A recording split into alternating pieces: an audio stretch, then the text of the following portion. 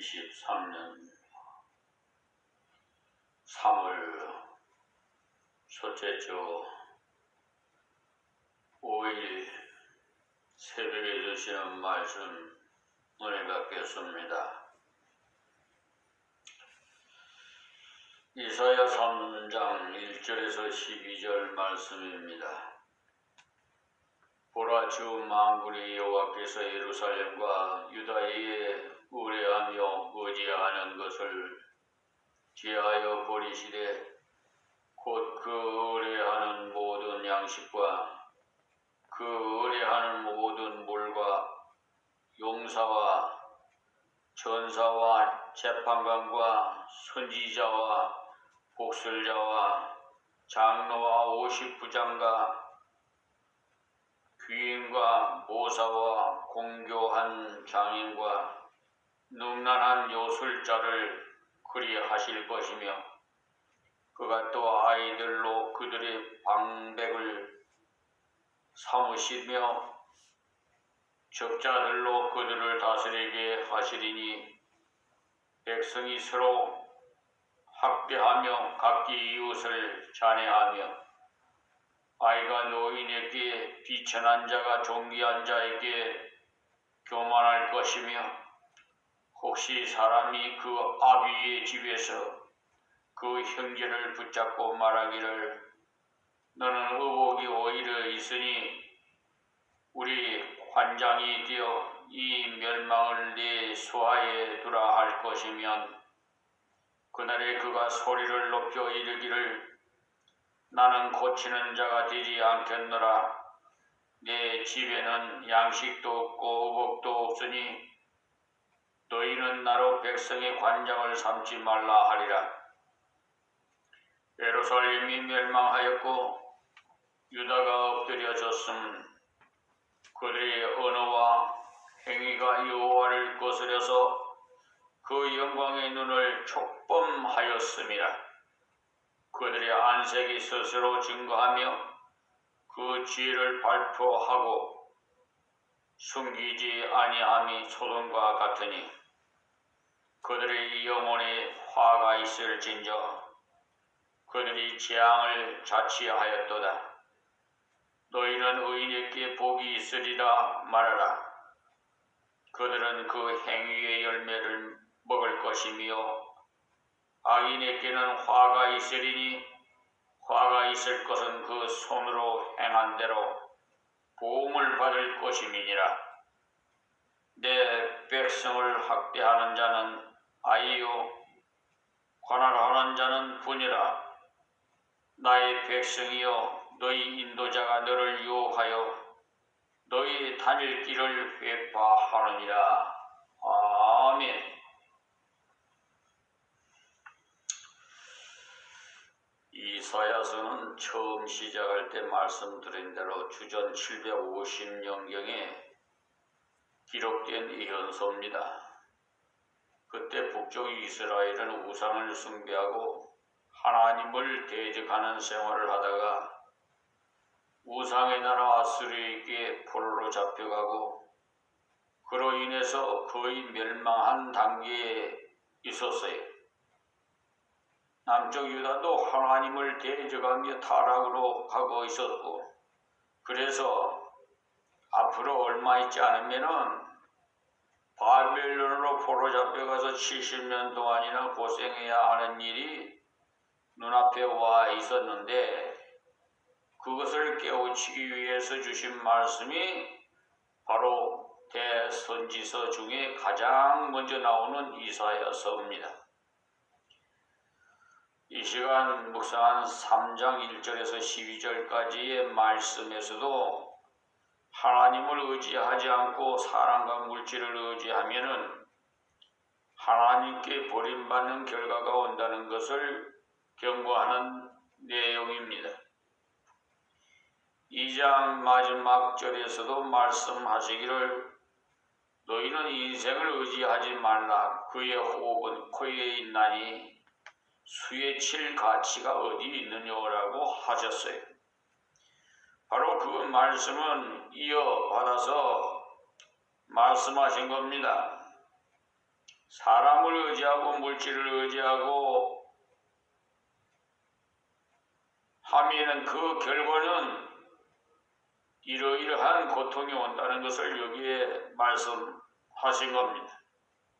하나님께서 사람을 의지하지 말고 하나님만 의지하고 살아가는 것을 강조하기 위해서 대조하여 설명을 해 주신 거예요. 하나님만 의지하고 살 때 하나님께서 풍요를 주시고 안정을 주시고 질서를 주시고 은혜를 주시지만 그 반면에 인생을 의지하거나 물질을 의지하게 되면은 이러이러한 비참한 생활 속에서 살게 된다는 것을 가르쳐 주셨습니다. 하나님께서 사람을 주신 것은 서로 사랑하라고 주셨어요. 물질을 우리에게 주신 것을 의지할 것이 아니라 바르게 사용하라고 주셨고요. 사용하되 하나님을 영화롭게 하는데 사용하라고, 형제를 사랑하는데 사용하라고 주셨어요. 물질은 처음부터 하나님께 영광 돌리는데 사용하라고 주셨습니다. 이 사실을 모르고 피조물을 의지함으로 결국은 의지하던 것이 무너짐을 보게 된다는 것입니다. 하나님을 의지하면 우리 주위의 환경도 더 나은 방향으로 발전되게 하시지만 하나님을 의지하지 않고 물질을 의지하거나 사람을 의지하면 하나님께서 그것을 무너뜨림으로 말미암아 의지했던 사람 때문에 고통을 당하게 되고 의지하던 물질로 인해서 가난과 괴로움을 함께 맛보게 된다는 것입니다. 이 말씀을 주신 이유는 사람 의지하지 말고 물질을 의지하면은 이렇게 망하게 된다는 것만 알라고 주신 것이 아니고 그것은 겉으로 드러난 교훈이고 그 이면은 하나님만을 의지하면 이와 같은 고통에서 벗어나서 하나님께서 주시는 자유와 은총을 누리게 된다는 것을 깨닫게 하기 위해서 주신 말씀입니다. 본문 1절 말씀에 보라라고 말씀하셨는데요. 보라라는 말씀은 주의 기호입니다. 볼지어다 보라 이런 말은 이 말씀은 중대하니까 내 마음 귀에 깊이 새기라는 강조를 위한 말씀이에요. 우리에게 어떻게 하나님을 바로 믿으며 어떻게 하나님께 순종할 것을 생각해 보라는 주의를 상기시킨 말씀이다 이 말씀입니다. 주 만군의 여호와께서 하신 말씀은 중요한 말씀을 하실 때마다 하나님의 이름을 여러 가지로 표현하는데 여기서 먼저 주라고 하셨습니다. 주는 우리의 주인이시라는 것입니다. 하나님은 우리를 지으신 분이시요 죄에서 건지신 분이시 주인이시죠. 만군의 여호와라는 성어는 전능하신 하나님은 불변의 언약의 하나님이시라는 뜻입니다. 그분은 전능하심을 불변의 언약으로 증거하신다는 것. 이사야가 예언한 그대로 하나님께서 이루어지도록 하심으로 하나님께서 전능하시다는 사실을 보여주시는 겁니다. 그러니까 알고 보면은 주란 하나님께서 우리의 주인 되심을 표현하는 말이니 우리와의 관계를 강조한 것이지요. 그런데 그 주인이 만군의 여호와시라는 것이집니다. 그러니 만군이라니 임금, 그 임금이라는 뜻이니까 하나님의 권능의 무한함을 표현한 것이요. 여호와는 언약의 불변을 강조하신 이름이니까 우리를 사랑하시는 분임을 강조한 이름입니다. 그러니 그분은 성도를 사랑하시되 능력이 있는 분이시므로 온전히 보호하시고 인도하시는 분이시라는 것입니다. 예루살렘과 유다에 의뢰하여 의지하는 것을 지하여 버리시되 곧 의뢰하는 모든 양식과 그 의뢰하는 모든 물과 여기서 말씀하시는 예루살렘도 유다도 지금으로 말하면 다 같이 교회를 말해요. 예루살렘의 뜻은 평강이라는 뜻인데요. 그런데 하나님께서 하나님의 백성을 구원하실 때 가장 먼저 주시는 것이 평안입니다. 바울이 고린도인들에게 먼저 권면하기를 내가 그리스도를 대신해서 간구하노니 너희는 하나님과 화목하라 이렇게 하셨습니다. 고린도후서 5장 20절에요. 하나님과 평화하는 길은 예수 그리스도의 십자가 부활을 믿는 길입니다. 그러니 예루살렘의 이름이야말로 성읍 이름으로서는 너무나도 좋죠. 또 유다라는 것은 찬송이라는 뜻으로서 하나님의 백성의 이름으로서는 너무나도 잘 어울리는 이름입니다. 하나님의 백성이 속죄의 은혜로 하나님과 사이의 평화를 얻고 나니까 감사해서 찬송하게 되는 것입니다. 찬송이란 공개적인 감사입니다. 우리가 기도로는 은밀하게 하나님께 감사를 표현합니다. 그러나 공개적인 감사는 찬미를 통해서 합니다. 예루살렘과 유다라는 이름의 뜻은 너무나도 좋아요. 하나님과 평화된 하나님의 백성의 삶을 말해주는 것이니까요. 우리는 누구나 사람의 힘으로는 참 평화는 누릴 수 없습니다. 그리스도를 영접하고 의지했을 때 평안이 와요. 위태롭고 건들거리는 것을 의지하면 그 결과 역시 건들건들해서 위태로워요. 예루살렘이 참다운 예루살렘이 되려면 하나님을 바르게 의지해야 된다는 것입니다. 우리는 하나님과 평화를 이룬 은혜 입은 백성이기 때문에 주님만 붙잡아야 마땅합니다. 주께서 주님만 의지하는 자를 붙잡아 주실 때 감격에서 나오는 감사가 바로 찬송인 겁니다. 그러니 받은 바 은혜를 자각해야만 올바른 찬송이 나오지요. 무심히 찬송을 부르면 입으로만 부르는 찬송이 되지 자각된 찬송이 안 됩니다. 그런데 예루살렘과 유다가 하나님께서 사랑해서 사용하라고 주신 것을 의지하였으니 하나님께서 진노하실 수밖에 없지요.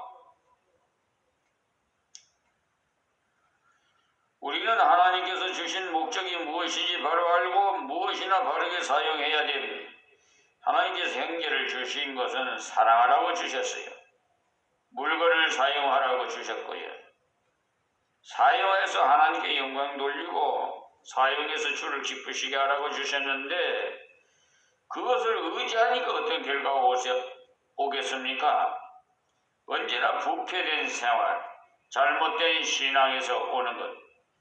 내가 무엇을 의지하며 살고 있느냐에 따라서 그 사람이 살아가는 방법이 결정되는 거예요.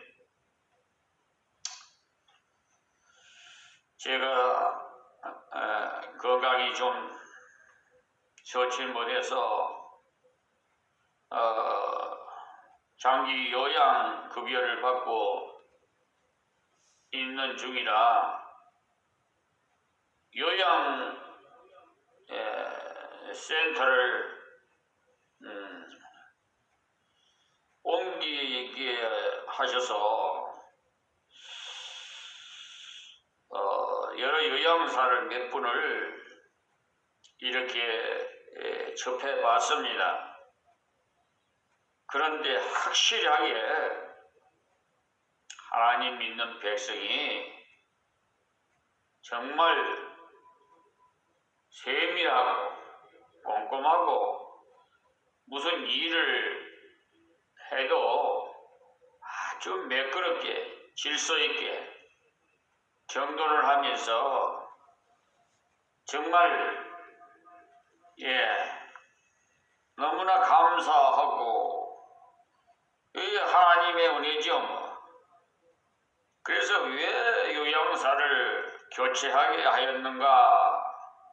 요양센터를 왜 교체하게 하셨는가? 저도 모르지만 지나고 보면 다 알게 돼요. 아, 이렇게 해서 체험하라고 하나님께서 이렇게 하셨구나. 그 당시는 몰라도 지나고 보면은 다 하나님의 은혜라는 것을 알게 됩니다. 그러니까 하나님께서 말씀하시는 그 말씀대로 순종하면은 다 복을 누릴 수가 있어요. 그런데 우리 속에는 그 구습이 남아 있어요. 아담의 피가 흐르고 있다 이 말입니다.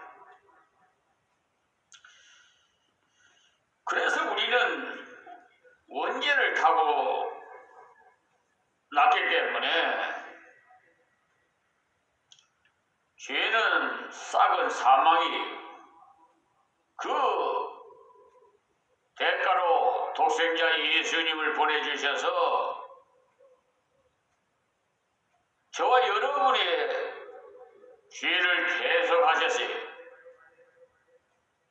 그러므로 말미암아 하나님과 원수였던 저희들이 화평하게 되고 교제를 나눌 수 있게 회복시켜 주셨어요. 그러니까 하나님을 의지하며 살면은 다음대에서 세상을 이길 수는 있지만 세상을 의지하면은 세상이 흔들릴 때 같이 흔들려요. 이들이 무엇을 의지했느냐 하니까 양식을 의지했어요. 적군이 쳐들어와도 괜찮도록 군량미를 많이 저축하고 또 비상식량을 많이 준비하는데 정신이 다 빠졌어요. 지금도 많은 사람들이 식량만 있으면 환란의 때를 이길 줄 알고 있습니다만 헛된 생각이. 또 이들은 물을 의지했어요. 유대 지방은 사막과 비슷한 지역이라서 물이 굉장히 귀하거든요.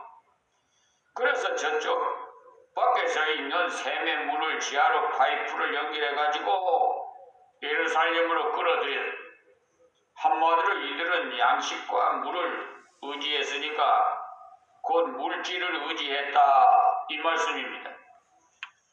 하나님을 의지하고 하나님의 은혜로 살아야 됐는데 이들은 흔들릴 물질을 의지했어요. 하나님께서 이들에게 이 모든 것을 주셨건만은 주신 분을 의지하지 않고 주신 것에 마음이 다가 있었다는 거예요. 하나님을 의지 않으면 사람이 보이는 것을 좋아하기 때문에 저절로 보이는 것에 마음이 쏠리기 마련이에요. 그 때문에 자주 말씀으로 자신을 일깨워야 물건의 종이 되지 않아요. 그렇게 하기 위해서 좋은 물건을 마련하기 전에 기도를 많이 하십시오. 신앙생활에 방해되지 않기를, 또 하나님 기뻐하시는 쪽으로 쓰여지도록 구해야 물질을 지배하는 자가 됩니다. 하나님을 의지하면 물질을 지배하게 되지만은 물질을 의지하면 그만 물질의 종이 되고 말아요. 그 때문에 무엇을 의지하느냐에 따라서 그 사람의 생활이 완전히 달라져요. 물질을 의지하기 시작하면 사람이 째째해져요. 그래서 하나님께서 그들이 의지하던 양식과 물을 제거하심으로 그들이 하나님께 돌아오도록 하시겠다는 것입니다.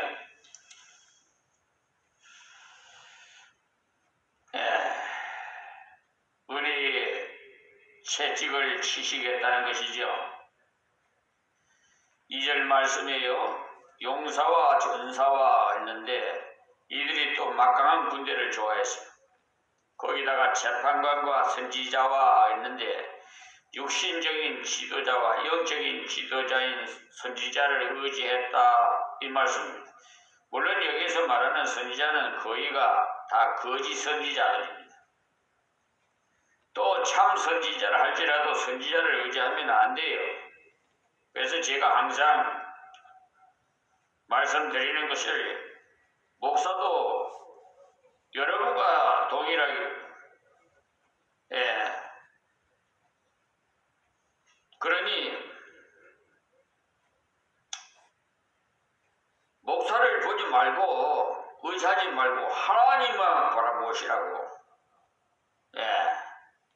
항상 말씀드리지 않아요? 목사 보고 신앙생활 하다가 시험 든 분들이 종종 봤거든요. 요즘도 뭐 인터넷이고 뭐 TV고 뉴스를 통해서 보면은 아니 목사가 그냥 성추행을 한다든지 또 뭐 횡령을 했다든지 교회가 그냥 시끄럽고 대형교회가 그냥 갈라지고 이런 걸 PD 수첩을 통해서도 봐봤잖아요.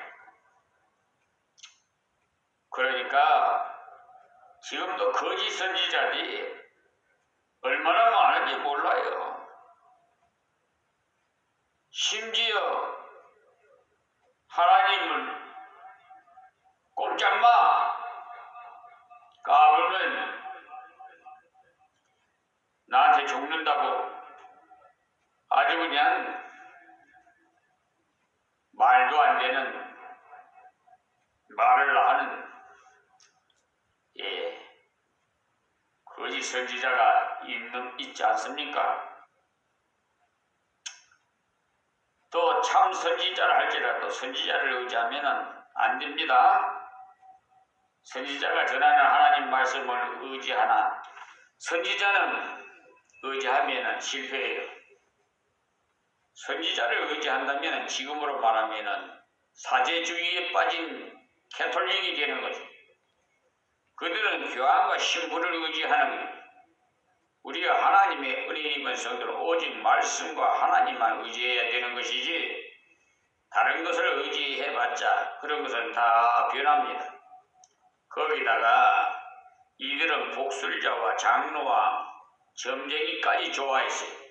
그러니 요행수를 좋아했고 또 자기 주위에 있는 지도자를 의지했어요. 다음 3절 말씀에 50부장과 했는데 지금 말로 하면은 초급 장교에 속하는 그런 자들도 서로 의지했으니까 기회 버리신다는 겁니다. 또 귀인과 모사와 했는 머리 좋은 고문관과 공교한 장인과 능란한 요술자를 그리하실 것이며 기술 좋은 기능공까지 다 심판으로 간섭하신다는 것. 우리가 보기에는 형편없는 요술자, 복수자, 50불자는 그렇지만 나머지는 그들 보기에는 의지할 만해 보이죠. 그러나 하나님께서 그런 것을 의지함으로 없애야겠다는 겁니다. 그 때문에 하나님만 의지하는 것이 그토록 중요한 겁니다. 회개할 때도 내가 얼마나 많은 시간 동안 울며 회개했다는 것이 그리 중요한 것이 아니고 내가 회개한 것을 주께서 받아주시리라는 믿음이 없다면 소용없습니다. 하나님께서 회개의 분량을 보시는 것이 아닙니다. 믿음의 분량을 보시는 겁니다. 제 아무리 철저한 회개를 했다 하더라도 부족하기 때문에 십자가를 자꾸 바라보는 겁니다. 그래서 성경에는 죄를 자백하라고 하셨지 얼마만큼 철두철미하라는 말씀은 없습니다. 자백하고는 믿어야 하는 겁니다. 믿음이란 하나님의 은혜를 내가 수납하겠다는 자세이기 때문에 하나님께서 좋아하시는 자녀들 중에도 부모가 좋은 것을 주려는데도 싫다고 받지 않은 경우도 있지요. 왜 그렇습니까? 못 깨달아서 그래요. 그러니까 여기에서 예루살렘에 속한 모든 계층의 사람들이 하나님을 의지하지 않고 양식과 물을 의지함으로 그것을 지하겠다고 했어요. 없애버리겠다 이 말입니다. 인간적으로 보기에 하나님이 주신 것이 어떤 것은 형편없어 보이는 것도 있지만 어떤 것은 제법 튼튼해 보여서 이런 것쯤은 의지해도 괜찮겠지 싶지만 그런 것까지도 의지하지 말라는 것입니다. 지금도 이런 사람이 우리 주위에 있지 않습니까? 여러분이 만약 누구든 무엇이든 하나님 위에 의지한다면 결국은 실패합니다. 재판관을 의지해도 낙망하게 되고 선지자를 의지해도 결국은 실망하게 되고 목사님을 의지해도 틀림없이 실망하게 되고 신령한 줄 알고 따라다녔더니 별 수 없더라면서 실망합니다. 그 때문에 목사님을 의지하지 말고 사랑하여 도와주십시오. 목사님도 부족한 사람입니다. 그 때문에 사람은 의지하지 말고 도와주고 사랑하고 물질은 마음껏 사용하며 주님 뜻대로 걸어가야 합니다. 그래야만 주님께서 제거하지 않으시고 누릴 수 있도록 해주시지요. 그러나 그것을 의지하면 제거하십니다. 그렇습니다. 우리가 봐도 어떤 경우는 확실히 알 수 있게 간섭하십니다. 잘못된 믿음은 잘못된 생활을 생산하게 돼요. 그것은 모든 생활을 믿으면서 나오기 때문입니다. 자, 4절 말씀에 그가 또 아이들로 그들의 방백을 삼으시며 적자들로 그들을 다스리게 하시니까 무슨 말씀이냐 하면 이들이 사람을 자꾸 의지하니까 어리석은 자가 방백이 되게 하시겠다는 거예요. 엉뚱한 자가 지도자가 돼서 다스리겠다는 거예요. 교회도 마찬가지. 교회도 하나님을 의지하지 않으면 엉뚱한 지도자가 섭니다. 박태선, 문성명이 다 그런 사람들. 사람을 의지하면 어리석은 자, 악한 자가 일어나게 된다는 거예요. 그러나 하나님을 의지하면 진실한 지도자, 은혜로운 지도자를 세워주십니다. 이들은 하나님을 의지 않고 사람을 의지하고 물질을 의지하니까 지각 없는 사람들이 지도자가 돼가지고 큰 고통을 겪게 되지요. 그리고 5절 말씀에 백성이 서로 학대하며 했는데 하나님을 의지하면 하나님께서 기뻐하시어 붙잡아 주시지만은 사람은 의지하면 귀찮다고 가라고 합니다. 이들이 서로 의지했더니 사랑이 식어져서 이 사람은 저 사람을 의지하려고 하고 저 사람은 이 사람을 의지해서 서로 덕을 보려고 하니까 학대가 일어나는 거죠. 그러나 하나님을 의지하게 되면 서로 사랑하게 돼서 사람의 가치가 올라갑니다. 그 때문에 기독교가 먼저 들어간 나라일수록 인권이 무시되지 않습니다. 그러나 물질주의로 나간 나라일수록 인권이 짓밟히고 인권이 가장 짓밟힌 나라가 무신론을 주장하는 공산주의 나라예요. 이유가 거기 있어요. 각기 이웃을 잔해하며 아이가 노인했게 했는데 세상에 이런 어처구니 없는 일이 일어난다는 거예요. 강포가 일어난다는 겁니다. 지금 우리나라도 그렇지 않습니까? 지금 10대들이 얼마나 무섭습니까?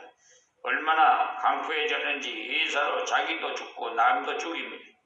왜 그래요? 부모들이 자식에게 거는 기대가 너무나 큽니다. 곧 자식을 의지하려고 했다는 말이에요. 잘 키워서 큰 덕을 보고자 했더니 그 자식이 오히려 큰 고통을 줘요. 그러나 하나님께 그 자식을 맡기면 그 자녀들이 올바르게 걸어가게 됩니다. 그런데 부모들이 허니 자기의 못한 것을 자식이 이루어주기를 바라고 짐을 지우니까 아이들이 무거워서 자살을 하고자 하다니.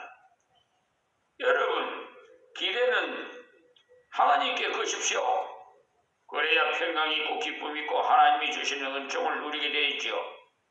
그러니 요사이는 코비에 먹는 세상이라면서 시대가 야박함을 한탄하지만 성경을 보면 벌써 2700년 전에 이미 아이가 노인에게 이러했어요.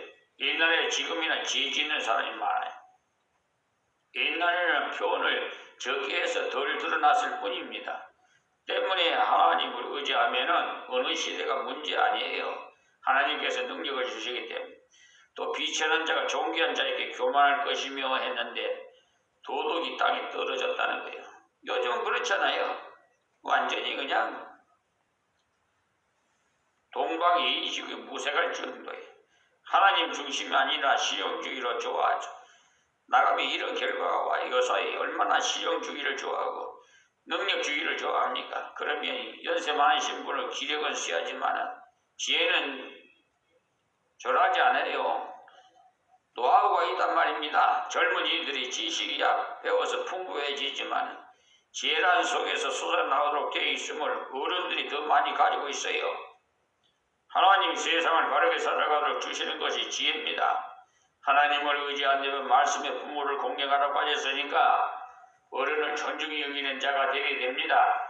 그러나 하나님 의지하지 않으니까 인간적 사고에 빠져서 능력 위주로 나가야 한다고 늙은 사람은 일을 제대로 못하니까 물러가야 한다고 합니다.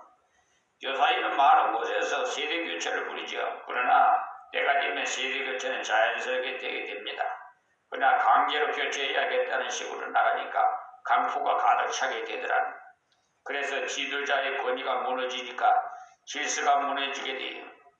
반대로 하나님을 의지하면 질서가 바르게 잡히고 평화가 오고 사랑의 역사가 일어난다는 말 때문에 성경을 읽을 때 겉으로만 보지 마시고 이면을 봐서 순종해야 합니다. 오늘 새벽에는 여기에서 말씀을 맺겠습니다. 하나님 고맙고 감사합니다. 오늘도 주신 말씀 귀 있는 자는 다 들어서 신비에 새기게 하여 주시옵시고 이 세상 사는 동안은 늘 기억나고 생각나게 하여 주셔서 하나님 말씀대로 순종하며 아름다운 열매 맺는 삶이 되게 하여 주시옵소서. 세계 모든 민족들이 다 들어서 하나님께 영광 돌릴 수 있도록 은혜를 베풀어 주시옵소서. 이 말씀은 유튜브를 통해서 전 세계로 전파되고 있다는 것을 하나님의 은혜임을 감사하시기를 바랍니다. 하나님 고맙습니다. 예수님의 이름으로 기도하옵나이다. 아멘.